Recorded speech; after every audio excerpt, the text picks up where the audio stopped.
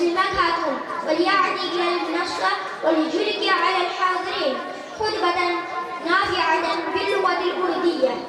ہماری معزز مہمان کرام، علماء دین، معزز مصلی اور سامعین کرام، میں آپ لوگوں کے سامنے اردو میں ایک قیمتی بات پیش کرنے کے لیے منظم مکتب کے ماہر بچی مسلمہ خاتون کو دعوت دے رہی ہوں. لہٰذا وہ آئے اور سامعین کے سامنے اردو زبان میں ایک قیمتی بات پیش کریں. بسم اللہ الرحمن الرحیم نحمده ونصلی علی رسولہ کریم اما بعد.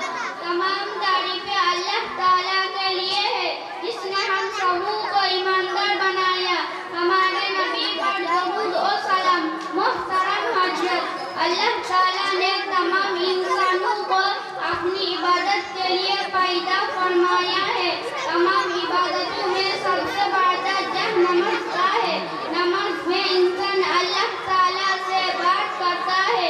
جب وہ سجدہ کرتا ہے تو اللہ تعالیٰ کے بہت زیادہ قریب ہو جاتا ہے. اللہ تعالیٰ نے قرآن کریم میں کئی جگہ نماز کو قائم کرنے کا حکم دیا ہے.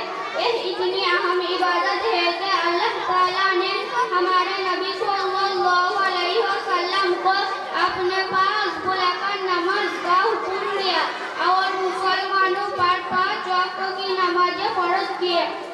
ہمارے نبی صلی اللہ علیہ وسلم پوری زندگی نماز کا اہتمام فرماتے رہے، یہاں تک کہ اپنے آخری وقت میں بھی نماز پڑھنے کی حکم دیتے رہے.